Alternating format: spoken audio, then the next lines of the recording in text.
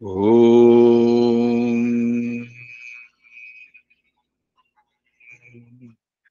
ಸಹನಾವವತು ಸಹನೌ ಭುನಕ್ತು ಸಹ ವೀರ್ಯಂ ಕರವಾವಹೈ ತೇಜಸ್ವಿನಾವಧೀತಮಸ್ತು ಮಾ ವಿದ್ವಿಷಾವಹೈ. ಓಂ ಶಾಂತಿ ಶಾಂತಿ ಶಾಂತಿ. ಸದಾಶಿವಸಮಾರಂಭಾಂ ಶಂಕರಾಚಾರ್ಯಮಧ್ಯಮಾಂ ಅಸ್ಮದಾಚಾರ್ಯಪರ್ಯಂತಾಂ ವಂದೇ ಗುರುಪರಂಪರಾಂ. ಶ್ರುತಿಸ್ಮೃತಿಪುರಾಣಾನಾಂ ಆಲಯಂ ಕರುಣಾಲಯಂ ನಮಾಮಿ ಭಗವತ್ಪಾದಂ ಶಂಕರಂ ಲೋಕಶಂಕರಂ. ಗುರುರ್ಬ್ರಹ್ಮಾ ಗುರುರ್ವಿಷ್ಣುಃ ಗುರುರ್ದೇವೋ ಮಹೇಶ್ವರಃ ಗುರುರ್ ಸಾಕ್ಷಾತ್ ಪರಂ ಬ್ರಹ್ಮ ತಸ್ಮೈ ಶ್ರೀ ಗುರವೇ ನಮಃ.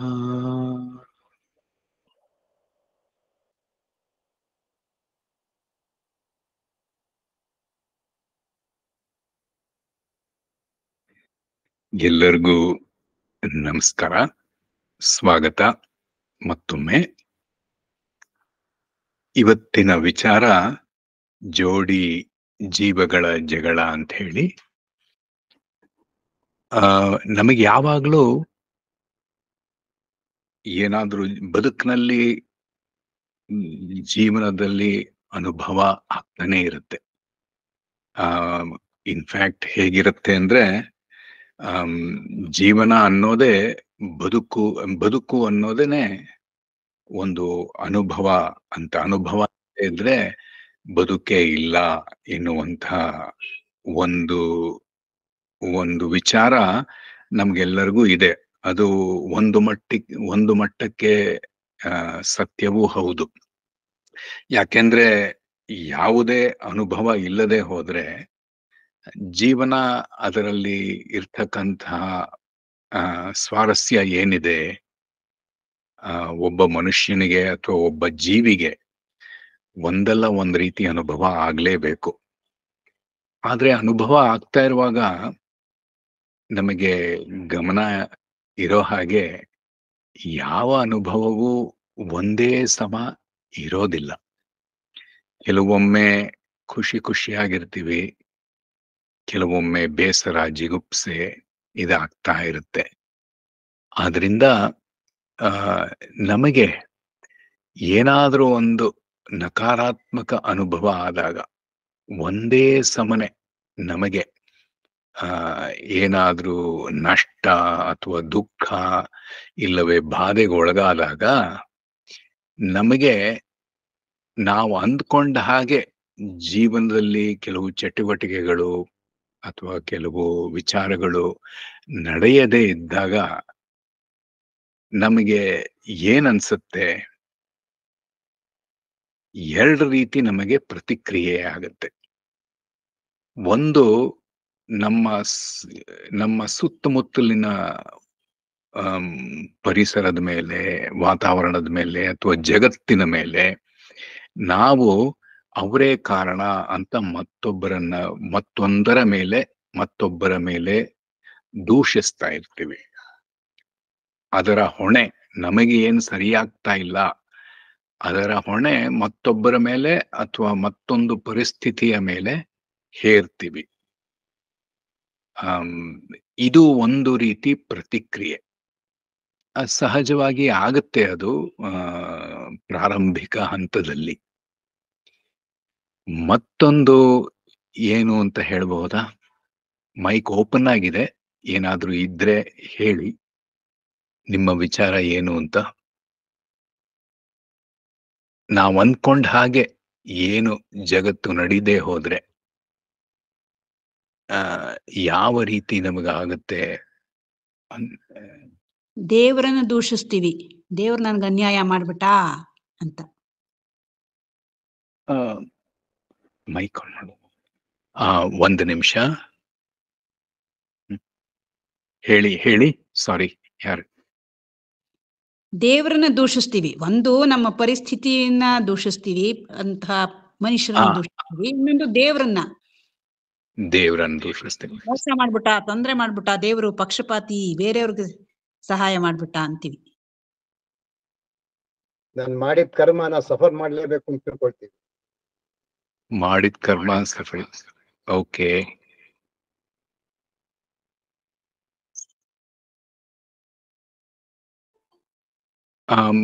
All right. ಮಾಡಿದ ಕರ್ಮ ಸಫರ್ ಮಾಡ್ಬೇಕು, ದೇವ್ರನ್ನ ದೂಷಿಸೋದು, ಮತ್ತಿನ್ನೇನಾದ್ರು?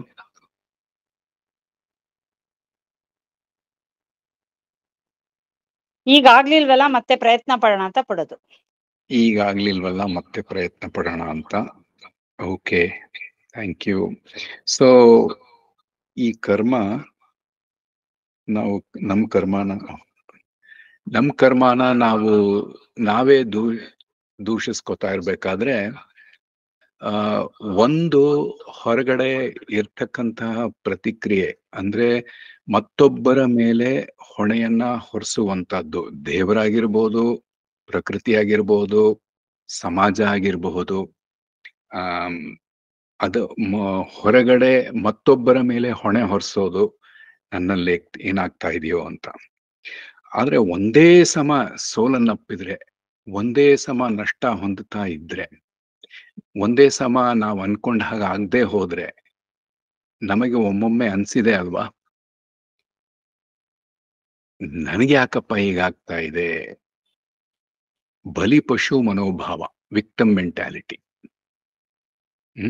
ನನಗೇ ಆಗ್ಬೇಕಾ ಹೀಗೆ? ಏನ್ ಕರ್ಮ ಆಗಿತ್ತು? BK ಅವರು ಹೇಳ್ತಾ ಇದ್ರು, B ಕೃಷ್ಣಮೂರ್ತಿ ಅವರು, ನಮ್ ಕರ್ಮ ನಾವು ಅನುಭವಿಸ್ಬೇಕು ಅಂತ. ಸೊ ಈ ಎರಡೂ ರೀತಿ ಪ್ರತಿಕ್ರಿಯೆನಲ್ಲಿ ನಮಗೆ ಅನುಭವ ಆಗೋದು ನಮ್ಮ ಮನಸ್ಸಿನಲ್ಲಿ ಅಲ್ವಾ. ಬೇರೆಯವ್ರ ಮೇಲೆ ಹೊಣೆ ಹೊರಿಸಿದಾಗ, ಬೇರೆಯವರು ನನ್ನ ಪರಿಸ್ಥಿತಿಗೆ ಕಾರಣ ಅಂದಾಗ ನನಗೆ ಅವ್ರ ಮೇಲೆ ಕೋಪ, ಉದ್ರೇಕ, ಅಂಥ ನಕಾರಾತ್ಮಕ ಭಾವನೆಗಳು, ಚಿಂತನೆಗಳು ಉಕ್ಕಿ ಬರುತ್ತೆ. ನಂದೇನಪ್ಪ ಕರ್ಮ ಅಂತ ನನ್ನನ್ನಾನೇ ದೂಷಿಸ್ಕೊಂಡಾಗ, ನನಗೆ ನಾನು ಹೊಣೆ ಆದಾಗ, ಅದರಲ್ಲೂ ಕೂಡ ನನ್ನ ಅಂತರಂಗದಲ್ಲಿ, ನನ್ನ ಮನಸ್ಸಿನಲ್ಲೇ ನನ್ನ ಬಗ್ಗೆ ನಕಾರಾತ್ಮಕವಾಗಿ ಚಿಂತನೆ, ಅನುಭವ ಮೂಡಿ ಬರುತ್ತೆ. ಸೊ ಈ ಎರಡು, ನಾವು ಮತ್ತೊಬ್ಬರ ಮೇಲೆ ಹೊಣೆ ಹಾಕ್ತಿವೋ, ಭಾರ ಹಾಕ್ತಿವೋ, ಅಥವಾ ನಮ್ಮನ್ನ ನಾವೇ ಜವಾಬ್ದಾರಿ ಈ ಪರಿಸ್ಥಿತಿಗೆ ಅಂತ ಹೊಂದ್ಕೋತೀವೋ, ಪ್ರತಿಕ್ರಿಯೆ ಆಗೋದು ನಮ್ಮ ಮನಸ್ಸಿನಲ್ಲಿಯೇ ಅಲ್ವಾ. ಸೊ ಈ ಪ್ರತಿಕ್ರಿಯೆ ಆದಾಗ ನಮಗೇನನ್ಸುತ್ತೆ? ಒಂದೇ ಸಮ ಸೋಲು, ಕಷ್ಟ ಅಥವಾ ಯಾವುದೇ ಪರಿಸ್ಥಿತಿಯನ್ನ ನಾವು ಅನ್ಕೊಂಡ ಹಾಗೆ ಎದುರಿಸ್ತಾ ಇದ್ದಾಗ ಈ ತರ ಅನ್ಸಿದ್ದು ಸಹಜ ಅಲ್ವಾ. ನನಗೆ ನನ್ನ ಮೇಲೆ ಕೋಪ, ಎಂಥ ಜೀವನಪ್ಪ ಇದು, ನನ್ನ ಮೇಲೆ ನನಗೆ ಖಿನ್ನತೆ, ನನ್ನ ಬಗ್ಗೆಯೇ ನನಗೆ ನಿರಾಸೆ, ನನ್ನ ಮೇಲೆ ನನಗೆ ಅಸಮಾಧಾನ ಅಂತ ಅನ್ಸುತ್ತೆ. ಸೊ ಇಲ್ಲಿ ಏನಾಗ್ತಾ ಇದೆ ನೋಡಿ, ನನಗೆ ನನ್ನ ಮೇಲೆ ಏನೋ ಒಂದಾಗ್ತಾ ಇದೆ ಅಂದ್ರೆ ಏನಾಯ್ತು? ನನಗೆ ನನ್ನ ಮೇಲೆ ಇಬ್ರು ನಾನು ಆಗ್ಬಿಟ್ವಿ. ಹೌದಾ? ಯಾರಿಗೆ ಯಾರ ಮೇಲೆ? ನನಗೆ ಮತ್ತೊಬ್ಬರ ಮೇಲಲ್ಲ, ನನಗೆ ನನ್ನ ಮೇಲೆ ಬೇಸರ, ನನಗೆ ನನ್ನ ಮೇಲೆ ನಿರಾಸೆ, ನನಗೆ ನನ್ನನ್ನ ಕಂಡ್ರೆ ಕೋಪ, ನನ್ನ ಮೇಲೆ, ನನ್ನನ್ನ ಕಂಡ್ರೆ, ನನ್ನ ಬಗ್ಗೆ. ಸೊ ಇದರಲ್ಲಿ ಹಾಗಾದ್ರೆ ಎರಡು ನಾನುಗಳಿವ್ಯಾ? ಯಾಕೆಂದ್ರೆ ಯಾರ ಬಗ್ಗೆ ನಾನು ಕೋಪ ಮಾಡ್ಕೋಬಹುದು, ಯಾರ ಬಗ್ಗೆ ಬೇಸರ ಮೂಡ್ ಬರಬಹುದು, ಯಾರ ಬಗ್ಗೆ ನಿರಾಸೆ ಆಗಬಹುದು. ನನ್ನ ಮೇಲೆ ನಿರಾಸೆ. ಯಾಕೆಂದ್ರೆ ನನ್ನ ಬಗ್ಗೆನೆ ನನಗೆ ನನ್ನ ಜೀವನದ ಬಗ್ಗೆ ಜಿಗುಪ್ಸೆ ಬರ್ತಾ ಇದೆ. ಸೊ ಹಾಗಾದ್ರೆ ಇಲ್ಲಿ ನಾನು ಅನ್ನೋದು ಒಬ್ಬರಿಗೆ ಅನುಭವ ಆಗ್ತಾ ಇದೆ, ಮತ್ತೆ ಆ ಅನುಭವ ಆಗ್ತಾ ಇದೆ ಅಂತ ಗೊತ್ತಾಗ್ತಾ ಇರೋ ಮತ್ತೊಬ್ಬರು ನಾನು ಇದ್ದೀನಿ. ಸೊ ಎರಡು ನಾನಾಗ್ಬಿಟ್ಟಿದ್ದೀನಿ. ಇವೆರಡು ಜೋಡಿ ಜೀವ ಅಲ್ವಾ? ಒಂದನ್ನ ಒಂದಿಂದ ಬೇರೆ ಮಾಡಕ್ ಸಾಧ್ಯನಾ? ನಮ್ಮ ಅನುಭವನ ನಾವು ಜೀವನದಲ್ಲಿ ನಮ್ಮಿಂದಲೇ ಬೇರೆ ಮಾಡ್ಲಿಕ್ಕೆ ಸಾಧ್ಯನಾ? ಸಾಧ್ಯ ಇಲ್ಲ. ಹಾಗಾಗಿ ನನಗೆ ನನ್ನ ಮೇಲೆ ಅನ್ನೋ ಈ ವಿಚಾರ ಈ ವಾಕ್ಯದಲ್ಲೇ, ಈ ಭಾವನೆಯಲ್ಲೇ ಎರಡು ನಾನು ಉತ್ಪತ್ತಿ ಆಗ್ಬಿಟ್ಟಿದೆ. ಇದು ನಿಜನಾ? ಎರಡು ನಾನು ಇದೆಯಾ? ಈ ರೀತಿ ವಿಶ್ಲೇಷಣೆ ಮಾಡಿದ್ರೆ ಇದರ ಬುಡಕ್ಕೆ ಹೋಗೋಣ. ಯಾಕೆಂದ್ರೆ ಎಕಾರ್ಟ್ ಟೋಲೆ ಅವ್ರು ಹೇಳ್ತಾರೆ, ಒಂದ್ಸಲ ತುಂಬಾ ಮಾನಸಿಕ ತೊಂದರೆಗೆ ಒಳಗಾಗಿದ್ದಾಗ ಒಂದು ರಾತ್ರಿ ಎಲ್ಲ ಹಲವಾರು ತಿಂಗಳುಗಳು ನಿದ್ದೆನೆ ಬರ್ತಾ ಇರ್ಲಿಲ್ವಂತವ್ರಿಗೆ. ಅದಕ್ಕೆ ಅವರು ಒಮ್ಮೆ ಹೇಳ್ತಾರೆ, ಇದ್ದಕ್ಕಿದ್ದಂಗೆ ಮಧ್ಯರಾತ್ರಿ ಬೆಳಗಿನ ಜಾವ ಎದ್ಬಿಟ್ಟು, ಇದೆಂತ ಜೀವನ, ನನಗೆ ನನ್ನ ಮೇಲೆ ಬೇಸರ ಬರ್ತಾ ಇದೆ ಅಂತ ಆಳವಾದ ಭಾವನೆ ಉಕ್ಕಿ ಬಂದಾಗ ಅವ್ರಿಗೆ ತಕ್ಷಣ ಹೊಳಿತಂತೆ ಅವ್ರಿಗೆ, ಅಯ್ಯೋ ಹೌದಲ್ಲ, ನನಗೆ ನನ್ನ ಮೇಲೆ ಬೇಸರ ಆದ್ರೆ, ನನಗೆ ನನ್ನ ಮೇಲೆ ಕೋಪ ಬಂದ್ರೆ ನಾನು ಯಾರು? ನನಗೆ ಕೋಪ ಬಂದವನಿಗೆ ನಾನಾ, ಅಥವಾ ಕೋಪವನ್ನ ಗುರುತಿಸಿದವನು ನಾನಾ ಅಂತ ಹೇಳಿ ವಿಶ್ಲೇಷಣೆ ಮಾಡಿದಾಗ ಅಲ್ಲಿ ಅವರಿಗೆ ನಿಜವಾದ ನಾನಿನ ಜ್ಞಾನೋದಯ ಆಯ್ತಂತೆ. ಸೊ ಇದರ ಒಂದು ಆವಿಷ್ಕಾರ, ಇದರ ಒಂದು ಅನ್ವೇಷಣೆ ನಾವು ಮಾಡೋದು ಮುಖ್ಯ ಆಗತ್ತೆ ಜ್ಞಾನ ಮಾರ್ಗದಲ್ಲಿ. ಸತ್ಯವನ್ನ ಅರಿಸ್ಬೇಕಾದ್ರೆ ಈ ಎರಡು ನಾನು ಯಾರು ಅನ್ನುವಂಥ ಒಂದು ವಿಚಾರ ನಾವು ಮಾಡ್ತಾ ಹೋಗ್ಬೇಕಾಗತ್ತೆ. ಸೊ ಹಾಗಾಗಿ ನನಗೆ ನನ್ನ ಮೇಲೆ ಬೇಸರ, ನಿರಾಸೆ, ಅಸಮಾಧಾನ ಅಂತ ನಾವು ನೋಡಿದ್ರೆ, ಒಂದು ಈ ನನಗೆ ಅನ್ನೋದು ನಾನು ಒಂದು, ಮತ್ತೆ ನನ್ನ ಮೇಲೆ ಅನ್ನೋದು ಇನ್ನೊಂದು ನಾನಾಗುತ್ತೆ. ಎರಡು ನಾನಿದೆ. ಸೊ ಇದನ್ನ ವಿಂಗಡಿಸೋಕೆ ಮೊದಲನೆಯ ನಾನು, ಎರಡನೆಯ ನಾನು ಅಂತ ನಾವು ಬೇರ್ಪಡಿಸೋಣ ಸದ್ಯಕ್ಕೆ. ಸೊ ಈ ಎರಡು ನಾನಿದ್ದಾಗ ಯಾವುದು ನಿಜ, ಯಾವುದು ಸುಳ್ಳು ಅನ್ನುವಂಥ ಪ್ರಶ್ನೆ. ಈ ಸುಳ್ಳು ಅನ್ನಕ್ಕಿಂತ ಯಾವುದು ಸತ್ಯ, ಯಾವುದು ಮಿಥ್ಯ ಅಂತ. ಸೊ ಈ ಎರಡರ ನಡುವೆ ಸದಾ ಹೋರಾಟ ನಡೀತಾನೇ ಇರುತ್ತೆ ಬದುಕಿನಲ್ಲಿ. ನೀನ್ ಮಾಡಿದ್ ಸರಿ ಇಲ್ಲ, ನೀನ್ ಮಾಡಿದ್ದು ಸರಿಯಾಗಿದೆ, ಶಬಾಷ್ ಅಂತ ಒಮ್ಮೊಮ್ಮೆ ಬೆನ್ ತಟ್ಟಿದ್ರೆ 3/4 ಈ ಎರಡು ನಾನಿನ ನಡುವೆ ಘರ್ಷಣೆ, ಕದನ, ವಾದ ವಿವಾದ ನಡೀತಾನೇ ಇರುತ್ತೆ. ಸೊ ಇವೆರಡೂ ಈ ಜಗಳಕ್ಕೆ, ಈ ವಾದಕ್ಕೆ, ಈ ಘರ್ಷಣೆಗೆ ಕೊನೆ ಇದೆಯಾ? ಕೊನೆ ಇದೆ.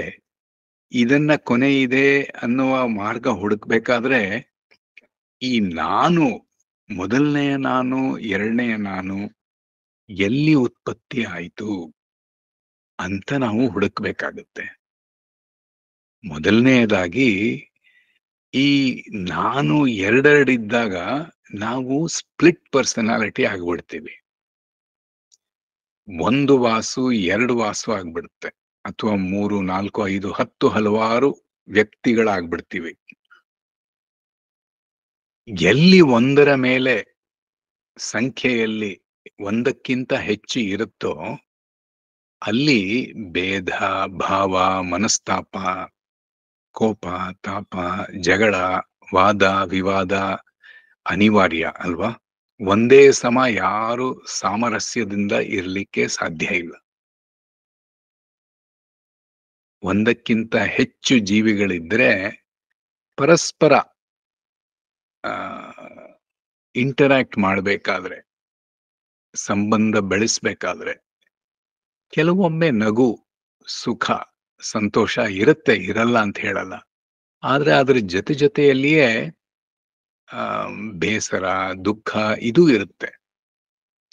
ಆದ್ರೆ ನನ್ನಲ್ಲೇ ಈ ಎರಡು ವ್ಯಕ್ತಿಗಳಿದ್ಬಿಟ್ರೆ ಅದು ನಮ್ಮ ಅನುಭವಕ್ಕೆ ಬರ್ತಾ ಇದೆ ಅಲ್ವಾ? So this is more crucial to deal with than two separate external entities. ಅವಸ್ಥಾತ್ರಯದಲ್ಲಿ ಮೊದಲನೇ ನಾನು ಎಚ್ಚರಿಕೆಯಲ್ಲಿ ಇದ್ದೀನಿ ಅಂದ್ರೆ ಬೆಳಗ್ಗೆ ಎದ್ದಾದ ನಂತರ ಚಟುವಟಿಕೆಗೆ ಒಳಗಾಗಿದ್ದೀನಿ, ಅದು ಒಂದು ನಾನಾಗುತ್ತೆ. ಮತ್ತೆ ಕನಸಿನಲ್ಲಿ ನಾನು ಏನೋ ಕಲ್ಪನೆ ಮಾಡಿಕೊಂಡು ಕನಸು ಕಾಣ್ತಾ ಇರುವಾಗ ಕನಸಿನ ನಾನು ಒಂದಿದೆ. ಆ ನಂತರ ಆಳವಾಗಿ ರಾತ್ರಿಯಲ್ಲಿ ನಿದ್ದೆ ಮಾಡಿದಾಗ ನಿದ್ರಾವಸ್ಥೆಯ ನಾನು ಮತ್ತೊಂದಿದೆ. ಈ ಮೂರರಲ್ಲಿ ಯಾವುದು ನಮ್ಮ ಸ್ಥಿತಿ, ನಿಜವಾದ ಸ್ಥಿತಿ? ನಾವು ಎಚ್ಚರವಾಗಿದ್ದಾಗ ನಿದ್ದೆ ಹೋದೆ ಕನಸು ಕಂಡೆ ಅನ್ನೋದು ಸತ್ಯನ, ಅಥವಾ ಕನಸಿನಲ್ಲಿ ನಾನು ಎಚ್ಚರ ಆಗಿದ್ದೆ ನಿದ್ದೆ ಮಾಡಿದೆ ಅಂತ ಸತ್ಯನ ಅನ್ನೋದು ಸತ್ಯನ, ಅಥವಾ ಗಾಢ ನಿದ್ರೆಯಲ್ಲಿದ್ದಾಗ ನಾನು ಎಚ್ಚರವಾಗಿದ್ದೆ ಒಮ್ಮೆ ಆಮೇಲೆ ಎಚ್ಚರ ಆದಾಗ ಕನಸು ಕಂಡೆ ಮತ್ತೊಮ್ಮೆ ಅನ್ನೋ ಅನುಭವ ಸತ್ಯನ?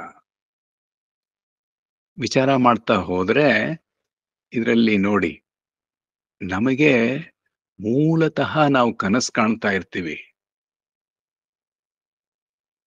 ಕನಸಿಂದ ಎಚ್ಚರ ಆಗ್ತಾ ಇದೆ ಅಂತ ಹೇಳ್ತೀವಿ. ಜ್ಞಾನಿಗಳೇನು ಹೇಳ್ತಾರೆ, ಋಷಿ ಮುನಿವರಿಯರು ಏನ್ ಹೇಳ್ತಾರೆ, ಗುರುಗಳೇನು ಹೇಳ್ತಾರೆ, ಜಗತ್ತು ಒಂದು ಕನಸೇ ಅಂತ.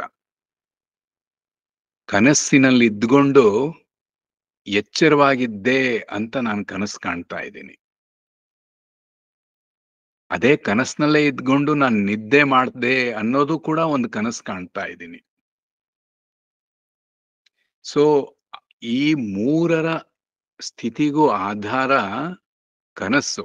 ಒಂದೇ ಸ್ಥಿತಿ ಇರೋದು, ಕನಸಿನ ಸ್ಥಿತಿ. ಎಚ್ಚರ ಆದೆ ಎನ್ನುವಂತಹ ಕನಸು, ಎಚ್ಚರ ಆದಾಗ ಜಗತ್ ಕಾಣ್ತಾ ಇದೆ, ಆ ಜಗತ್ತೇ ಸತ್ಯ ಅನ್ನುವಂತಹ ಕನಸು. ಇಲ್ಲವೇ ನಿದ್ದೆ ಹೋಗಾಗ ಜಗತ್ತೆಲ್ಲ ಮಾಯ ಆಯಿತು, ಜಗತ್ತೇನು ಇಲ್ಲ, ಎಲ್ಲವೂ ಶೂನ್ಯ ಎನ್ನುವಂತಹ ಕನಸು. ಮೊದಲಿಗೆ ನಾವು ಕನಸು ಕಾಣ್ತಾ ಇರ್ತೀವಿ, ಎಚ್ಚರವಾದಾಗಲೂ ಎಚ್ಚರಗನಸ್ಸು, ಹಗಲಗನಸ್ಸು. ಗಾಢ ನಿದ್ರೆಯಲ್ಲಿ ಹೋದಾಗ ಶೂನ್ಯದ ಕನಸು, ಏನೂ ಇಲ್ವೇ ಇಲ್ಲ ಅಂತ ಒಂದು ಕನಸು. ಕನಸು ಅಂತ ಯಾಕೆ ಹೇಳ್ತಾರೆ ಇದಕ್ಕೆ? ಯಾಕೆ ಅಂದ್ರೆ ಎಲ್ಲವೂ ಬದಲಾಗ್ತಾ ಇದೆ. ಜನಕರಾಜನ ಕನಸಿನ ಪರಿಸ್ಥಿತಿ ನಮಗೆಲ್ಲ ಗೊತ್ತಿದೆ, ಕನಸಿನ ಕಥೆ. ಆದ್ರೂ ಸಂಕ್ಷಿಪ್ತವಾಗಿ ಇಲ್ಲಿ ಉಲ್ಲೇಖ ಮಾಡೋದು ಸಮಂಜಸ ಅಂತ ಅನ್ಕೊಂಡಿದ್ದೀನಿ. ಜನಕರಾಜ ಒಮ್ಮೆ ಅರಮನೆಯಲ್ಲಿ ನಿದ್ದೆ ಹೋಗ್ತಾನೆ. ಅದಕ್ಕೆ ಅವನು ಮಧ್ಯರಾತ್ರಿ ಆಗತ್ತೆ, ಎಲ್ಲರೂ ಪ್ರಶಾಂತವಾಗಿ ಇರ್ತಾರೆ. ಆ ಕಾವಲ್ಗಾರ ಬಂದ್ಬಿಟ್ಟು ಅರಮನೆ, ಅವನು ಮಲಗಿದ್ದ ಕೋಣೆನಲ್ಲಿ ಅರಮನೆಯಲ್ಲಿ ಬಾಗಿಲು ತಟ್ಬಿಟ್ಟು, ಮಹಾರಾಜ ಪಕ್ಕದ ರಾಜ್ಯದ ವೈರಿ ನಮ್ಮ ರಾಜ್ಯದ ಮೇಲೆ ದಾಳಿ ಮಾಡಿದಾನೆ, ಹೇಳಿ ಹೋಗಿ ನಮ್ಮ ರಾಜ್ಯದ ರಕ್ಷಣೆ ಮಾಡ್ಬೇಕು ಅಂತ ಹೇಳಿದಾಗ ಜನಕರಾಜ ಇದ್ದಕ್ಕಿದ್ದಂಗೆ ಎದ್ಬಿಟ್ಟು ಸಭೆಯನ್ನ ಕರೆದು ಸೇನಾಧಿಪತಿ ಎಲ್ಲ ಸೈನ್ಯಗಳನ್ನೆಲ್ಲ ಕೂಡ್ಸಿ ಹೋಗಿ ಯುದ್ಧ ಮಾಡ್ತಾರೆ. ಅದ್ರಲ್ಲಿ ದುರದೃಷ್ಟವಶಾತ್ ಜನಕರಾಜನ್ನ ಸೆರೆ ಹಿಡಿದು ಆ ಪಕ್ಕದ ರಾಜ್ಯದ ರಾಜ ಅವನನ್ನ ಕೊಲ್ಬೇಕು ಅನ್ನೋ ಅಷ್ಟರಲ್ಲಿ ಏನೋ ಒಂದು ಕರುಣೆ ಬಂದು ಅವನು ನಿನ್ನನ್ನು ಕೊಲ್ಲಲ್ಲ, ಆದ್ರೆ ಇವಾಗ ಮುತ್ಸಂಜೆ ಆಗಿದೆ, ಬೆಳಗ್ಗೆ ಸೂರ್ಯೋದಯ ಆಗೋದ್ರಲ್ಲಿ ನೀನು ಈ ರಾಜ್ಯನ ಬಿಟ್ಟು ಈ ರಾಜ್ಯದ ಗಡಿ ದಾಟಿ ಹೋಗಿರ್ಬೇಕು ಹೊರಗೆ ಅಂತ ಹೇಳಿದಾಗ ಅವನು ಹೋಗ್ತಾನೆ. ಯಾರು ಅವನಿಗೆ ಆಶ್ರಯ ಕೊಡಲ್ಲ, ತನ್ನ ರಾಜ್ಯದ ಪ್ರಜೆಗಳೇ ಅವನಿಗೆ ಆಶ್ರಯ ಕೊಡಲ್ಲ. ಸುಸ್ತಾಗಿ ಇನ್ನೇನು ಅವನು ರಾಜ್ಯದ ದಾಟ್ತಾನೆ, ಹಸ್ವಾಗ್ಬಿಟ್ಟಿರತ್ತೆ. ಅಲ್ಲಿ ಬೆಳಗ್ಗೆ ಊಟಕ್ಕೆ ತಿಂಡಿಗೆ ಅಂತ ಹೇಳಿ ಅನ್ನದಾನ ನಡೀತಾ ಇರತ್ತೆ. ಎಲ್ಲ ದೊಡ್ಡ ಸಾಲಿರುತ್ತೆ ಬಡವರೆಲ್ಲ. ಸೊ ಅಲ್ಲಿ ಅನ್ನದಾನ ನಡೀತಾ ಇರ್ಬೇಕಾದ್ರೆ ಅವನು ಸಾಲಿನಲ್ಲಿ ನಿಂತ್ಕೋತಾನೆ. ಹಿಂದಿನ ದಿನವಷ್ಟೇ ಅವನ್ ಮಹಾರಾಜ ಸೋತವನು, ಯುದ್ಧ ಸೋತು ರಾಜ್ಯಾನ್ ಬಿಟ್ಟು ಈಗ ಬೀದಿ ಭಿಕಾರಿಯಾಗಿ ಅನ್ನದಾನಕ್ಕೆ ಕೈ ಚಾಚ್ತಾ ಇದ್ದಾನೆ. ಅವನ ಅನ್ನನ ತಗೊಳ್ತಾನೆ, ಕಡೇ ತಂಗಳಲ್ಲಿ ಕಡೇ ಪಾತ್ರೆನಲ್ಲಿ ಕಡೇ ಒಂದಿಷ್ಟು ಅನ್ನ ಇರೋದು ಸಿಗುತ್ತೆ ಅವನಿಗೆ. ಬಳೆದು ಕೊಡ್ತಾನೆ ಹಸ್ವಾಗಿದೆ ಅಂದಾಗ. ಅದ್ ತಗೊಳ್ಬೇಕು, ಅಷ್ಟರಲ್ಲಿ ಕಾಗೆ ಬಂದು ಅದನ್ನ ಹಾರಿಸ್ಕೊಂಡು ಹೋಗ್ಬಿಡುತ್ತೆ. ಅಯ್ಯೋ ನನ್ ಕರ್ಮವೇ ಅಂತ ಹೇಳಿ ಅಂತ ಹೇಳಿ ಅವನಿಗಾಗ ಕನಸಿಂದ ಎಚ್ಚರ ಆಗತ್ತಂದ್ರೆ ಎಚ್ಚರ ಆದಾಗ ನೋಡ್ತಾನೆ, ಪಕ್ಕದಲ್ಲಿ ಮಹಾರಾಣಿಯರಿದ್ದಾರೆ, ಅರಮನೆಯಲ್ಲೇ ಇದ್ದಾನೆ. ಆಗ ಅವನು ನಾನು ಕನಸಿನಲ್ಲಿ ಯುದ್ಧ ಆಡಿದ್ದು ಸೋತಿದ್ದು ಕನಸ, ಅಥವಾ ನಾನ್ ರಾಜ ಆಗಿದ್ದೀನಿ ಅಂತ ಕನಸು ಕಾಣ್ತಾ ಇರೋದು ಅದು ಕನಸೋ ಇದು ಕನಸೋ ಅಂತ ಕೇಳ್ತ. ಈ ಅರಮನೆನೇ ಕನಸೋ ಅಥವಾ ಯುದ್ಧದಲ್ಲಿ ಸೋತಿರೋದು ಕನಸೋ ಅಂತ ವಿಚಾರ ಮಾಡ್ತಾನೆ. ಆಗ ಅವನಿಗೆ ಅಷ್ಟವಕ್ರರ ಋಷಿಗಳ ಭೇಟಿಯಾಗಿ ಜ್ಞಾನದ ಉಪದೇಶ ಆಗಿ ಜ್ಞಾನೋದಯ ಆಗತ್ತೆ. ಇದರಲ್ಲಿ ಅಂಶ ಏನು, ಒಂದು ವಿಚಾರ ಏನು, ಯಾವುದು ಕನಸು? ನಾನು ಕನಸು ಕಾಣ್ತಾ ಇರೋದು ಕನಸಾ ಅಥವಾ ಎಚ್ಚರವಾಗಿದ್ದಾಗ ನನ್ನ ಸುತ್ತಮುತ್ತಲು ಇದೆಲ್ಲ ಇದೆ ಅನ್ನೋದು ಕನಸಾ? ಇದು ಒಂದು ಎಚ್ಚರದ ಸ್ಥಿತಿಯೂ ಯಾಕೆ ಒಂದು ಕನಸಾಗಿರಬಾರ್ದು? ಯಾಕೆಂದ್ರೆ ಎಚ್ಚರದ ಸ್ಥಿತಿ ಕೂಡ ನಮಗೆ ಹೀಗೆ ಇದೆ ಅಂತ ನಿರ್ದಿಷ್ಟವಾಗಿ ಹೇಳೋದು ಕಷ್ಟ.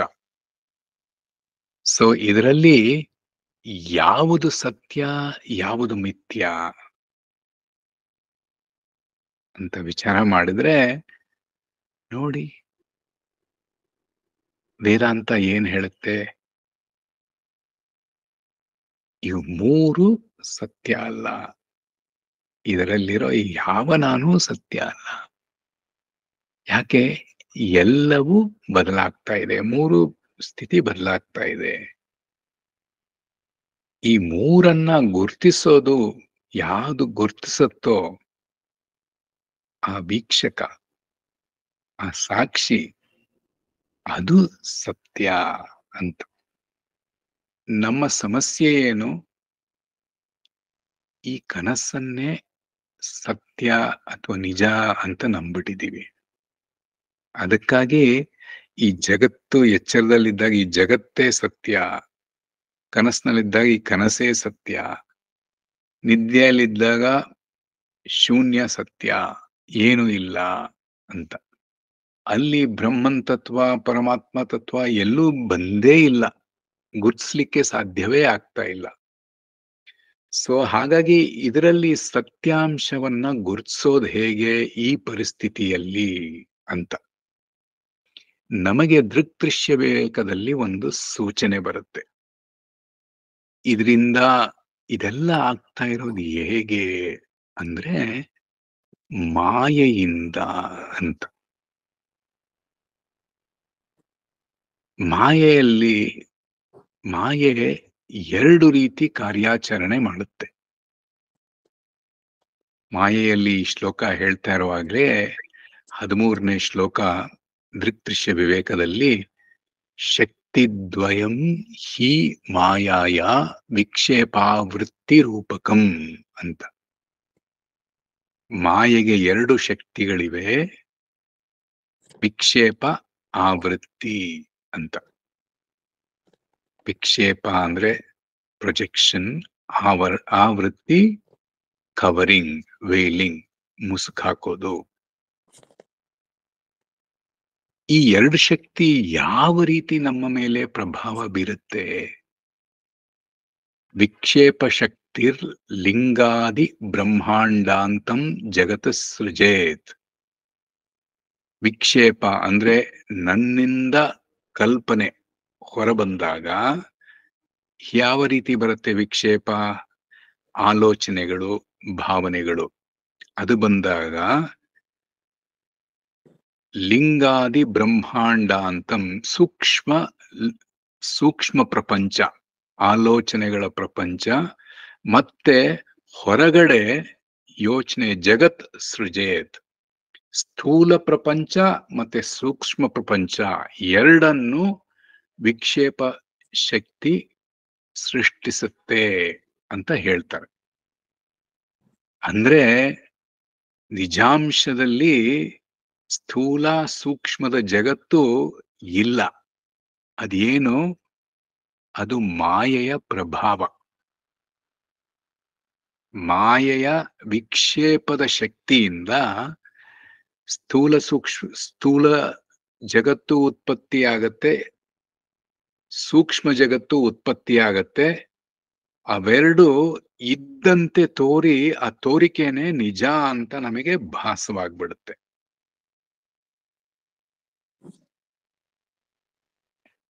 ನೋಡಿ, ಜಗತ್ತು, ನಮ್ಮ ಅಂತರಂಗದ ಜಗತ್ತು ಮತ್ತೆ ಬಾಹ್ಯದ ಜಗತ್ತು, ಅದು ಎಲ್ಲಿದೆ? ನಮ್ಮ ಆಲೋಚನಾ ಭಾವನೆಯ ಜಗತ್ತು ಮತ್ತೆ ಹೊರಗಿನ ವಸ್ತು ಪ್ರಾಪಂಚಿಕ ವಸ್ತುಗಳ ಜಗತ್ತು ಎಲ್ಲಿದೆ? 2 ವೃತ್ತಿಯಲ್ಲಿದೆ. ನಮಗೆ ಆ ಮನಸ್ಸು ಆ ಯೋಚನೆಗಳ ಮೇಲೆ ಗಮನ ಹರಿಸದೆ ಹೋಗದೆ ಹೋದ್ರೆ ಯೋಚನಾ ಪ್ರಪಂಚ, ನಮ್ಮ ಆಂತರಿಕ ಪ್ರಪಂಚ ಇರೋದಿಲ್ಲ. ಆಮೇಲೆ ಬಾಹ್ಯ ಸ್ಥೂಲ ವಸ್ತುಗಳ ಮೇಲೆ ಮನಸ್ಸು ಗಮನ ಹರಿಸದೆ ಹೋದ್ರೆ ಆ ಸ್ಥೂಲ ವಸ್ತು ನಮ್ಮ ಅನುಭವದ ಜಗತ್ತಿನಲ್ಲಿ ಬರೋದಿಲ್ಲ.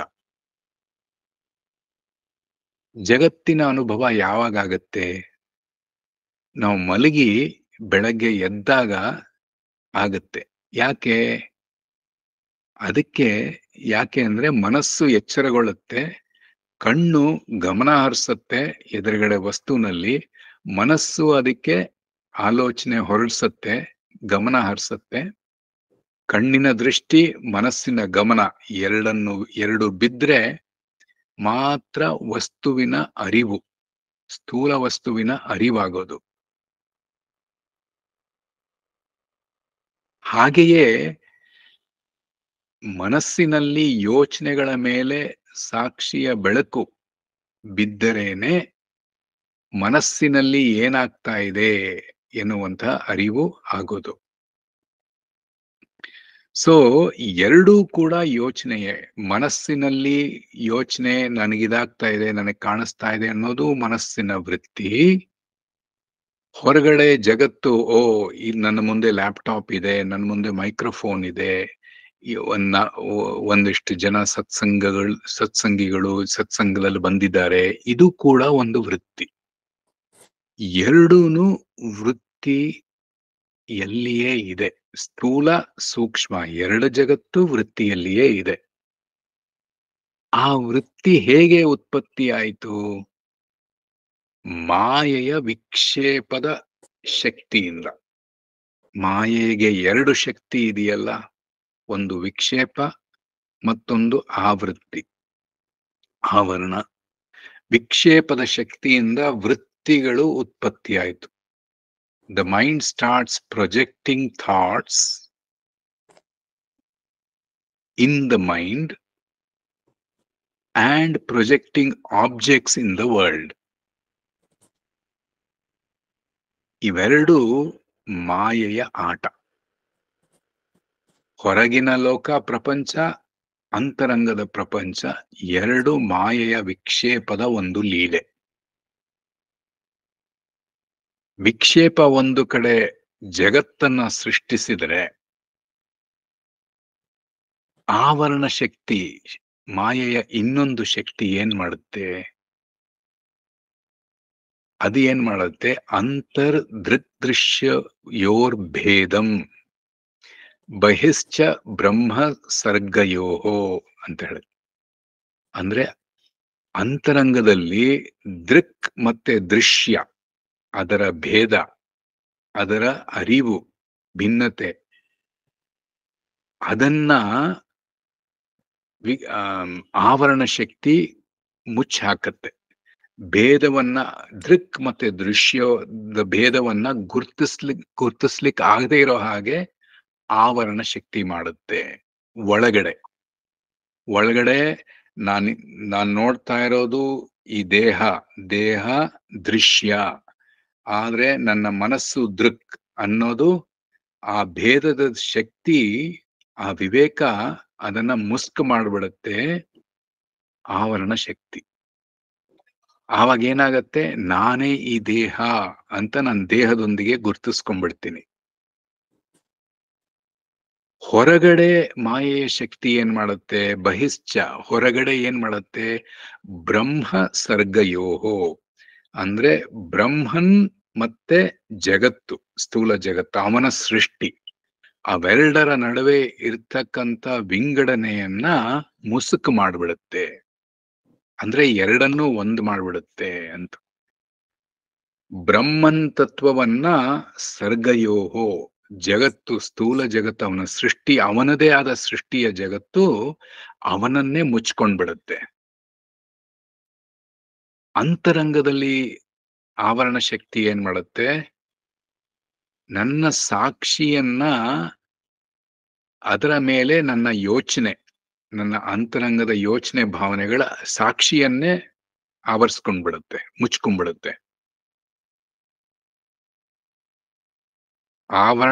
ಆವರಣಯೋತ್ ಪರಾಶಕ್ತಿ, ಇವೆರಡು ಶಕ್ತಿ, ಪರಾಶಕ್ತಿ ಅಂದ್ರೆ ಮಾಯೆಯ ಶಕ್ತಿ, ಇನ್ನು ಹೊರಗಿನ ಶಕ್ತಿ, ಸಾ ಸಂಸಾರಸ್ಯ ಕಾರಣಂ, ಇದೇ ಸಂಸಾರಕ್ಕೆ ಕಾರಣ.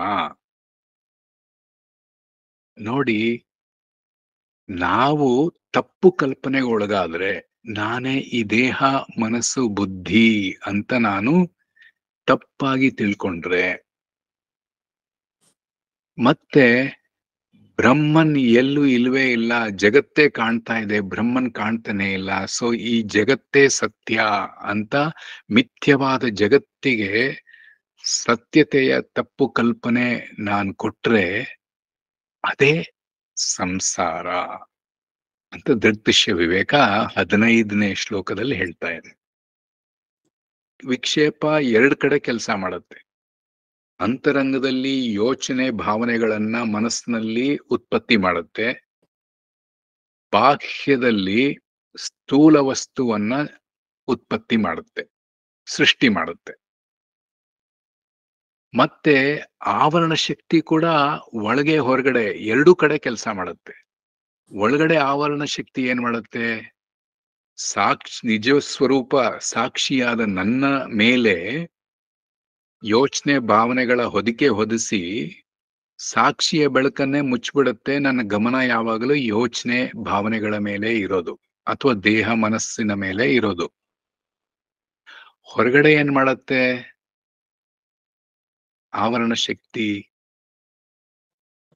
ಬ್ರಹ್ಮನ್ನನ್ನೇ ವಸ್ತು ಪ್ರಪಂಚ ಮುಸ್ಕಾಕ್ಬಿಡುತ್ತೆ.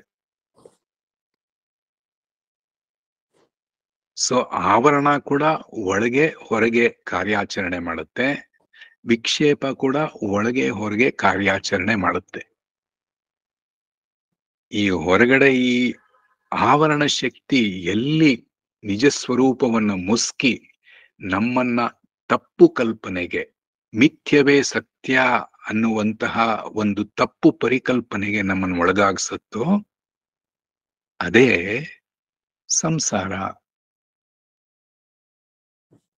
ಸಂಸಾರ ಅಂದ್ರೆ ಮತ್ತೇನಲ್ಲ.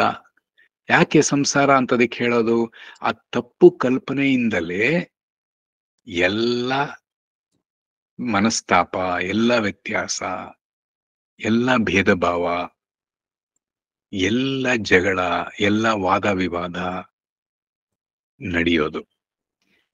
ಸೊ ಇದು, ಈ ಜಗಳ, ಈ ಕದನ, ಈ ಪೈಪೋಟಿ, ಈ ಮನಸ್ತಾಪ, ವಾದ ಎಲ್ಲ ಹೋಗ್ಬೇಕಾದ್ರೆ ಏನ್ ಮಾಡ್ಬೇಕು? ಆವರಣವನ್ನ ತೂರಿ ನಾವು ಆವರಣದ ಹಿಂದೆ ಇರ್ತಕ್ಕಂಥ ಬೆಳಕು, ಅಂತರಂಗದಲ್ಲಿ ಮನಸ್ಸನ್ನ ತೂರಿ, ಯೋಚನೆ, ಬದಲಾಗ್ತಾ ಇರೋ ಯೋಚನೆ, ಭಾವನೆಗಳನ್ನ ತೂರಿ ಸಾಕ್ಷಿಯ ಬೆಳಕು ಕಂಡಾಗ ಆವಾಗ ನಿಜವಾದ ನಾನಿನ ಅರಿವಾಗುತ್ತೆ. ಬಾಹ್ಯ ಪ್ರಪಂಚದಲ್ಲಿ ನಾಮರೂಪಗಳನ್ನ ತೂರಿ, ಜಗತ್ತಿನ ನಾಮರೂಪಗಳನ್ನ ತೂರಿ ಅದರಲ್ಲೇ ಅಡಕವಾಗಿರ್ತಕ್ಕಂಥ ಬ್ರಹ್ಮನ್ ಅಥವಾ ಈಶ್ವರ ತತ್ವ, ಎಲ್ಲ ಸೃಷ್ಟಿಯ ಆಧಾರವಾಗಿರ್ತಕ್ಕಂಥ ಆ ಈಶ್ವರ ಅಥವಾ ಬ್ರಹ್ಮನನ್ನ ಗುರುತಿಸಿದಾಗ ಬ್ರಹ್ಮ ಜ್ಞಾನ ಬರುತ್ತೆ, ಬ್ರಹ್ಮ ದರ್ಶನ ಆಗುತ್ತೆ. ಹೊರಗಿನ ಆವರಣ ತೂರಿ ನೋಡಿದಾಗ ಬ್ರಹ್ಮ ದರ್ಶನ ಆಗತ್ತೆ. ಒಳಗಿನ ಆವರಣ ತೂರಿ ನೋಡಿದಾಗ ಆತ್ಮದರ್ಶನ ಆಗತ್ತೆ. ಸೊ ಹೇಗೆ ತೂರಿ ನೋಡೋದು? ಆವರಣವನ್ನ ತೆಗೆದು ಹಾಕ್ಲಿಕ್ಕಾಗಲ್ಲ ಸ್ಥೂಲದಲ್ಲಿ. ಯಾಕೆಂದ್ರೆ ಇದು ಮಾಯೆಯ ಶಕ್ತಿ. ಮಾಯೆ ಎಲ್ಲಿದೆ? ಮಾಯೆ ಬ್ರಹ್ಮನಿಗಿಂತ ಹೊರತಾದದ್ದಲ್ಲ. ಮಾಯೆಯನ್ನ ಬೇರ್ಪಡಿಸಬಹುದಾ ಬ್ರಹ್ಮನಿಂದ? ಇಲ್ಲ. ಈ ಕಾರ್ಯಾಚರಣೆಯಿಂದ ಬೇರ್ಪಡಿಸಬಹುದಾ? ಇಲ್ಲ. ಆ ಮಾಯೆಯಿಂದ ನಾನು ಏನು ತಪ್ಪು ತಿಳುವಳಿಕೆಗೆ ಒಳಗಾಗಿದ್ದೀನಿ, ಆ ತಪ್ಪು ತಿಳುವಳಿಕೆಯನ್ನ ನಾವು ತಿದ್ಕೋಬಹುದು. ಮಾಯಾಶಕ್ತಿ ಎಲ್ಲಿವರೆಗೆ ಬ್ರಹ್ಮನ್ ಇರ್ತಾನೋ, ಬ್ರಹ್ಮನಿನ ಶಕ್ತಿಯಾಗಿ, ಬ್ರಹ್ಮನಿನ ಅವಿಭಾಜ್ಯ ಅಂಗವಾಗಿ ಮಾಯಾಶಕ್ತಿ ಕೆಲಸ ಮಾಡ್ತಾನೆ ಇರುತ್ತೆ. ಆವರಣದಿಂದ ಮೂಡಿ ಬಂದಂತಹ ತಪ್ಪು ಕಲ್ಪನೆ, ಅಜ್ಞಾನ ಇದೆಯಲ್ಲ, ಅದನ್ನ ತೆಗೆದು ಹಾಕಿದರೆ ನಮಗೆ ತಾತ್ವಿಕವಾಗಿ ಸತ್ಯ ಇರೋದು ಸಾಕ್ಷಿಯ ಬೆಳಕು ಒಳಗಡೆ, ಹೊರಗಡೆ ಸತ್ಯ ಇರೋದು ಬ್ರಹ್ಮನ್, ಜಗತ್ತಿನ ಕೇಂದ್ರದಲ್ಲಿ ಜಗತ್ತಿನ ಆಧಾರ ಬ್ರಹ್ಮನ್, ಒಳಗಡೆ ಈ ಜೀವದ ಆಧಾರ ಜೀವ ಸಾಕ್ಷಿ ಅಂತ ನಮ್ಮ ಅರಿವಿಗೆ ಬಂದಾಗ ಆ ಸ್ಥಿತಿಯಲ್ಲಿ ನಾವು ಸಂಸಾರದಿಂದ ಮುಕ್ತರಾಗ್ತೀವಿ. ಅಂದ್ರೆ ಈ ಏರಿಳಿತದಿಂದ ಮುಕ್ತರಾಗ್ತೀವಿ. ಮಾಯೆಯ ಶಕ್ತಿ ಎಲ್ಲಿದೆ ಅಂತ ನಾವು ವಿಚಾರ ಮಾಡಿದ್ರೆ, ದೃಗ್ದೃಶ್ಯ ವಿವೇಕದ 35ನೇ ಶ್ಲೋಕದಲ್ಲಿ ಬ್ರಹ್ಮಾಂಡವಸ್ಥಿತ ಮಾಯಾ, ಬ್ರಹ್ಮಣ್ಯವಸ್ಥಿತ ಮಾಯಾ, ಬ್ರಹ್ಮನಿನಲ್ಲಿಯೇ ನೆಲೆಸಿದೆ ಮಾಯಾ, ಅವನ ಶಕ್ತಿಯಾಗಿ. ವಿಕ್ಷೇಪಾವೃತ್ತಿ ರೂಪಿಣಿ, ಆವರಣ ವಿಕ್ಷೇಪ, ಅದರ ರೂಪ, 2 ರೂಪ, ಮಾಯೆಯ 2 ರೂಪವಾಗಿ ಬ್ರಹ್ಮನಿನಲ್ಲೇ ಮಾಯಾ ಶಕ್ತಿ ನೆಲೆಸಿದೆ. ಏನ್ ಮಾಡುತ್ತೆ ಅದು? ಆವೃತ್ತ ಖಂಡತಾಂ ತಸ್ಮಿನ್. ಅಂದ್ರೆ ಆವೃತ್ತಿ ಏನ್ ಮಾಡುತ್ತೆ? ಯಾವುದು ಒಂದಾದ ಬ್ರಹ್ಮನ್, 2 ಅಲ್ಲದ ಬ್ರಹ್ಮನನ್ನ ಖಂಡತಾಂ ಮಾಡ್ಬಿಡುತ್ತೆ, ಬೇರೆ ಮಾಡ್ಬಿಡುತ್ತೆ, ಚೂರ್ ಮಾಡುತ್ತೆ. ಜಗತ್ ಜೀವೋ ಪ್ರಕಲ್ಪಯೇತ್, ಅಂದ್ರೆ ಜಗತ್ತು ಮತ್ತೆ ಜೀವ ಎನ್ನುವ ಕಲ್ಪನೆಯನ್ನ, ಕಲ್ಪನಾತ್ಮಕ ದೃಷ್ಟಿಯಿಂದ ಜಗತ್ತು ಜೀವ ಉತ್ಪತ್ತಿ ಆಗತ್ತೆ ಅಂತ. ಸೊ ಜಗತ್ತು ಜೀವ ಅನ್ನೋದು ಇರೋದೆಲ್ಲಿ? ವಾಸ್ತವದಲ್ಲಿ ಇಲ್ಲ, ಕಲ್ಪನೆಯಲ್ಲಿ ಮಾತ್ರ ಇದೆ. The world and the individual are both only in imagination, never real. ಜಗತ್ತಿಂದ ಹೊರಗೆ ಅಥವಾ ಜೀವದಿಂದ ಹೊರಗೆ ಸಾಧನೆಯನ್ನ ಮಾಡಲಿಕ್ಕೆ ಸಾಧ್ಯ ಇಲ್ಲ. ಯಾಕೆಂದ್ರೆ ಈ ಜೀವವೇ ಸಾಕ್ಷಿಯ ಕ್ರೀಡೆಗೆ ಕ್ಷೇತ್ರ, ಜಗತ್ತು ಬ್ರಹ್ಮನ ಕ್ರೀಡೆಗೆ ಕ್ಷೇತ್ರ. ಸೊ ಬ್ರಹ್ಮನನ್ನ ನಾವು ಜಗತ್ನಲ್ಲೇ ಕಂಡ್ಕೋಬೇಕು, ಸಾಕ್ಷಿಯನ್ನ ನಾವು ಜೀವದಲ್ಲೇ ಕಂಡ್ಕೋಬೇಕು. ಹೇಗೆ? ಜೀವ ಆತ್ಮ ಎರಡು ಬೆಸುಗೆ ಉಂಟಾಗಿ ಒಂದಕ್ಕೊಂದು ಕನ್ಫ್ಯೂಸ್ಡ್ ಆಗಿರೋ ಅಂತದ್ದನ್ನ ಜೀವ ಮತ್ತೆ ದೇಹ, ಜೀವ ಮತ್ತೆ ಆತ್ಮ ಎರಡನ್ನು ಬೇರೆ ಮಾಡಿದಾಗ ಆತ್ಮ ಬೇರೆ, ಅದು ಜೀವದಲ್ಲಿ ಆಗ್ತಾ ಇರುವಂತ ಬದಲಾವಣೆಗಳೆಲ್ಲ ಮಿಥ್ಯ. ಬದಲಾಗದೆ ಇರುವಂತಹ ಸಾಕ್ಷಿಯ ಬೆಳಕೆ ಸತ್ಯ ಎನ್ನುವ ಅರಿವು ಮೂಡಿ ಬಂದಾಗ ಆಂತರಿಕ ಮಾಯೆಯ ಆವರಣ ಶಕ್ತಿ ಟ್ರಾನ್ಸ್ಪರೆಂಟ್ ಆಗ್ಬಿಡುತ್ತೆ. ಹೇಗೆ ಲಾಂಧ್ರದ ಗಾಜು ಮಸಿ ಕಟ್ಟಿದಾಗ ಅದನ್ನ ಉಜ್ಜಿ ತಿಕ್ಕಿ ಬಿಟ್ರೆ ಗಾಜನ್ನ, ಒಳಗಡೆ ಇರೋ ಜ್ಯೋತಿ ಲಾಂಧ್ರದ ಬೆಳಕು ಪ್ರಜ್ವಲವಾಗಿ ಕಾಣುತ್ತೋ, ಹಾಗೆ ನಮ್ಮ ಸರಿಯಾದ ಅರಿವಿನಿಂದ ನಾವು ಯಾವುದು ಮುಸುಕಿದೆ ಆ ಮುಸುಕಿನ ಶಕ್ತಿ, ಆವರಣದ ಶಕ್ತಿ ಯಾವುದು ತಪ್ಪಿಸ್ತಾ ಇದೆ ನಮ್ಮ ಸಾಕ್ಷಿಯನ್ನ ಗುರುತಿಸೋಕೆ, ಜ್ಞಾನದಿಂದ ನಮ್ಮ ಸಾಧನೆಯಿಂದ ನಮ್ಮ ಶುದ್ಧಿ ಮಾಡ್ತಾ ಮಾಡ್ತಾ ನಮ್ಮ ಅರಿವು ಹೆಚ್ಚಾಗ್ತಾ ಒಂದು ದಿನ ನಮಗೆ ಸಾಕ್ಷಿಯ ಅರಿವು ಆಗತ್ತೆ. ಬದಲಾಗ್ತಾ ಇರೋ ನಾನಿಗೆ ಬದಲಾಗದೇನೆ ಶಾಶ್ವತವಾಗಿ ನಿಂತಿರೋ ಸಾಕ್ಷಿಯ ಬೆಳಕಿಗೆ ಯಾವ ಸಂಬಂಧವೂ ಇಲ್ಲ. ಒಂದೇ ಒಂದು ರೀತಿಯ ಸಂಬಂಧ, ಅದು ಆವರಣ ಅಷ್ಟೆ, ಕಾಲ್ಪನಾತ್ಮಿಕ ಸಂಬಂಧ. ಜೀವ ಮತ್ತೆ ಆತ್ಮ ಎರಡು ಒಂದೇ ಅನ್ನೋದು ಕಲ್ಪನೆಯಲ್ಲಿ ಮಾತ್ರ ಸಾಧ್ಯ. ವಾಸ್ತವದಲ್ಲಿ ಸತ್ಯಾಂಶದಲ್ಲಿ ಜೀವ ಮತ್ತೆ ಆತ್ಮ ಅವೆರಡರ ನಡುವೆ ಯಾವ ಸಂಬಂಧವೂ ಇಲ್ಲ. ಅವೆರಡರ ನಡುವೆ ಇರ್ತಕ್ಕಂಥ ಹೊದಿಗೆ ಮಾತ್ರ ಅದಕ್ಕೆ ಸಂಬಂಧ. ಆ ಹೊದಿಕೆ ಮಾತ್ರ ಸಂಬಂಧ ಇರೋದ್ರಿಂದ, ಆ ಹೊದಿಕೆ ನಿಜವಾಗದೆ ಇರೋದ್ರಿಂದ, ಆ ಹೊದಿಕೆಯನ್ನ ತೆಗೆದಾಗ, ಆವರಣವನ್ನ ತೂರಿ ಹೋದಾಗ ನಮಗೆ ತಪ್ಪು ಕಲ್ಪನೆಯಿಂದ ಸರಿಯಾದ ಜ್ಞಾನಕ್ಕೆ ನಾವು ಒಳಗಾಗಿ ಸತ್ಯವನ್ನ ಗುರುತಿಸುವಂತ ಒಂದು ಪರಿಸ್ಥಿತಿಗೆ, ಒಂದು ಅರಿವಿಗೆ ನಾವು ಬಂದು ನಿಲ್ತೀವಿ. ಹಾಗೆ ಜಗತ್ತಿನಲ್ಲಿ ಕೂಡ, ಜಗತ್ತು ವೈವಿಧ್ಯಮಯವಾಗಿದೆ, ಎಲ್ಲಾ ಕಡೆ ಚಲಿಸ್ತಾ ಇದೆ. ಜಗತ್ತಿನ ಒಂದು ಲಕ್ಷಣ ಏನು? ಬದಲಾವಣೆ. The only thing that is constant is change ಅಂತ ಸೈಕಾಲಜಿಸ್ಟ್ ಹೇಳ್ತಾರೆ. ಜಗತ್ತಿನಲ್ಲಿ ಏನಾದ್ರೂ ಒಂದು ಶಾಶ್ವತವಾಗಿದ್ರೆ ಅದೇ ಬದಲಾವಣೆ ಅಂತ. ಆದ್ರೆ ಅದು ಸತ್ಯನಾ ಅಂತ ನಾವು ಆವಿಷ್ಕಾರ ಮಾಡಬೇಕು, ಪ್ರಶ್ನೆ ಹಾಕ್ಬೇಕು. ಜಗತ್ತಿನಲ್ಲಿ ಬದಲಾವಣೆ ಆಗ್ತಾ ಇದೆ ನಿಜ, ಆದ್ರೆ ಬದಲಾಗ್ತಾ ಇರೋ ಜಗತ್ತು ಅದು ಯಾವ ಮಟ್ಟದಲ್ಲಿ ಬದಲಾಗ್ತಾ ಇದೆ? ನಾಮರೂಪದ ಮಟ್ಟದಲ್ಲಿ ಮಾತ್ರ ಬದಲಾಗ್ತಾ ಇದೆ. ಅಸ್ತಿ ಭಾತಿ ಪ್ರಿಯಂ ರೂಪಂ ನಾಮಂ ಇತ್ಯಂಶ ಚ ಪಂಚಕಂ.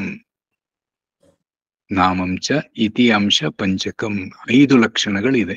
ಅಸ್ತಿ ಭಾತಿ ರೂಪಂ ನಾಮಂ ಪ್ರಿಯಂ ಅಂತ. ಅಸ್ತಿ ಭಾತಿ ಪ್ರಿಯಂ ನಾಮಂ ರೂಪಂ ಅಂತ. ನಾಮರೂಪ ಮಾತ್ರ ಬದಲಾಗುತ್ತೆ, ಅಸ್ತಿ ಭಾತಿ ಪ್ರಿಯ ಬದಲಾಗದೆ ಇರೋದು, ಶಾಶ್ವತವಾಗಿರೋದು. ಆದ್ರಿಂದ ಮನುಷ್ಯನಾಗ್ಲಿ, ಜೀವವಾಗ್ಲಿ, ಜಗತ್ತಾಗ್ಲಿ ಎರಡಕ್ಕೂ ಎರಡಂಶ ಇದೆ. ಬದಲಾಗದೆ ಇರೋ ಅಸ್ಥಿ ಭಾತಿ ಪ್ರಿಯ, ಶಾಶ್ವತವಾಗಿರ್ತಕ್ಕಂಥ ಅಸ್ಥಿ ಭಾತಿ ಪ್ರಿಯ, ಅದರ ಮೇಲೆ ಆವರಣವಾಗಿ ಕೂತಿರುವಂತಹ ನಾಮ ರೂಪ.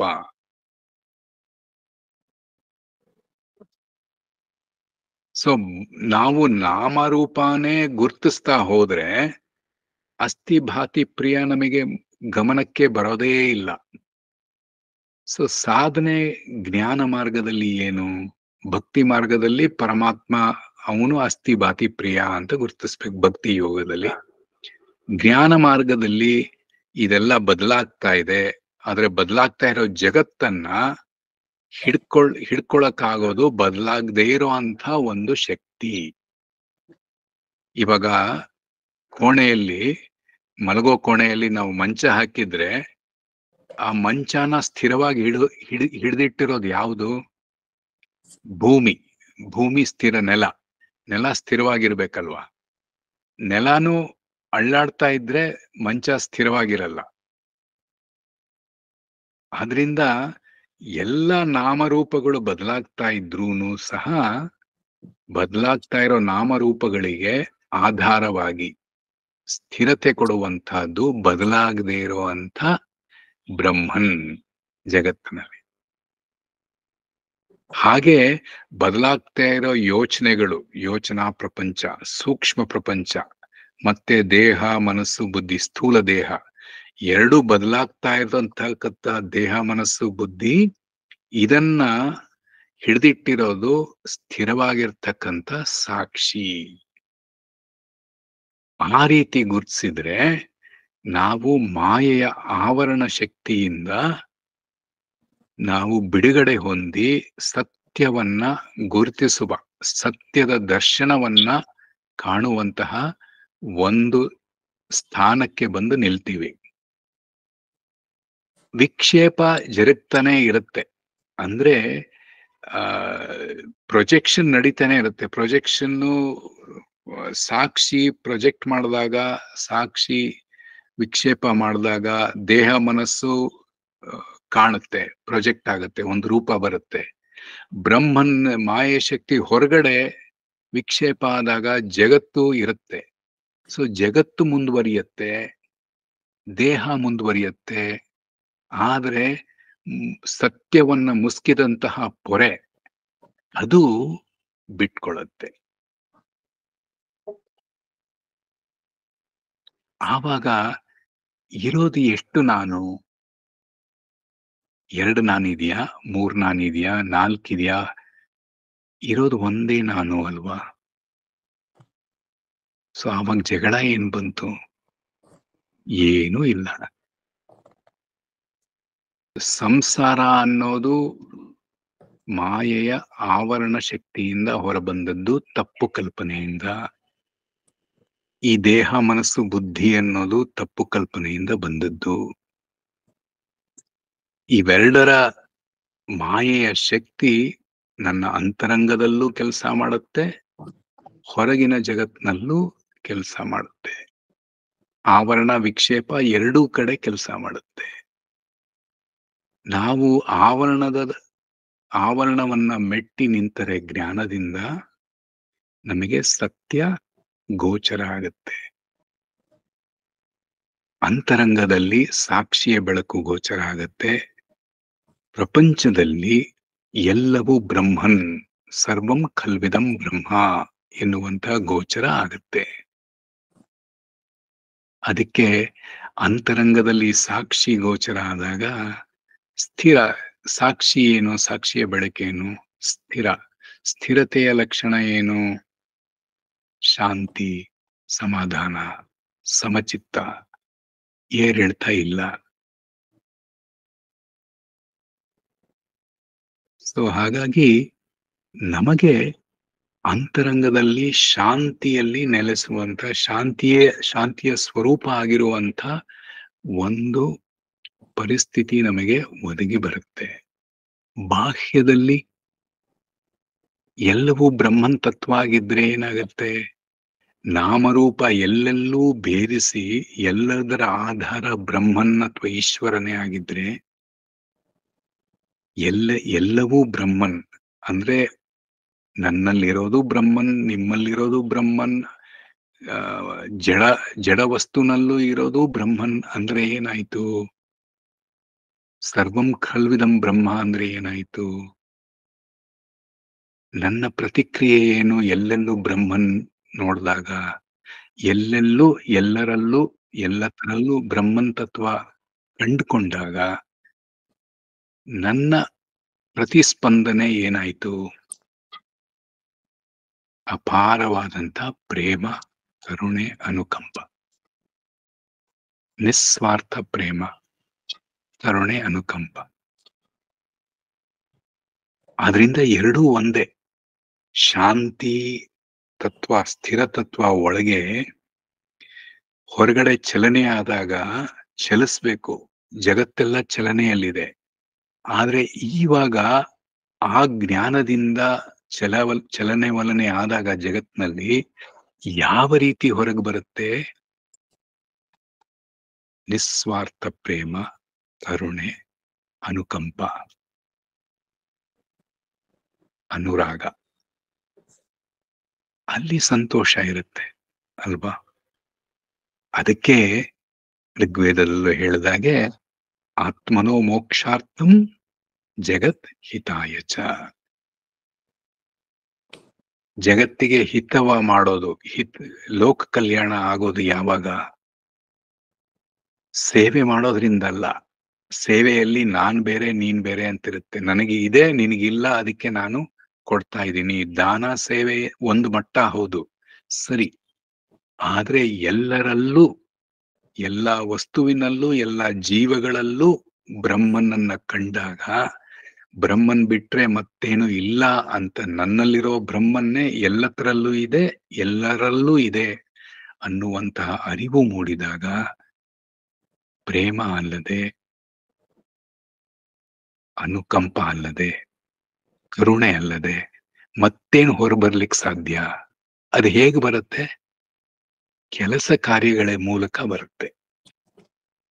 ಲೋಕ ಕಲ್ಯಾಣ ಅಂತ ಅದಕ್ಕೆ ಹೇಳ್ತೀವಿ.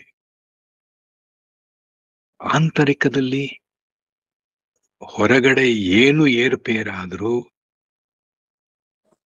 ಸಾಕ್ಷಿಯ ಬೆಳಕಿನಲ್ಲಿ ಸ್ಥಿರವಾಗಿ ನಿಂತಾಗ ಶಾಂತಿ, ಸಮಾಧಾನ, ಸ್ಥಿತಪ್ರಜ್ಞತ್ವ ಹಾಗೆ ನಿಂತಿರುತ್ತೆ.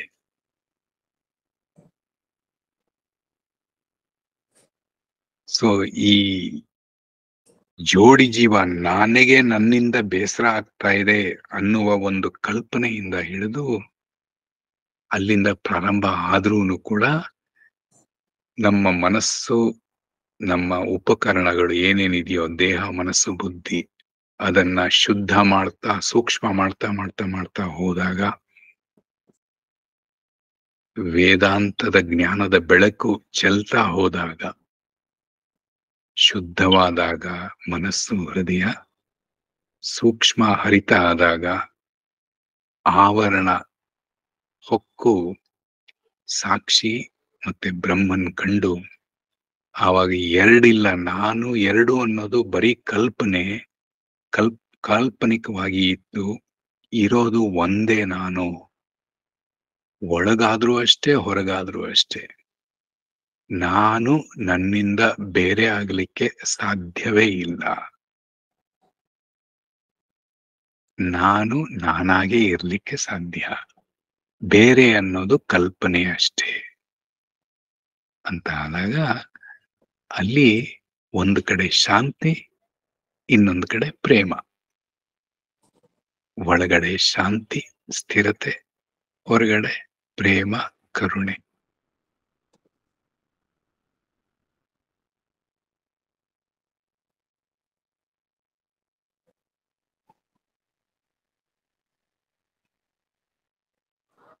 ಓಂ ತತ್ಸತ್.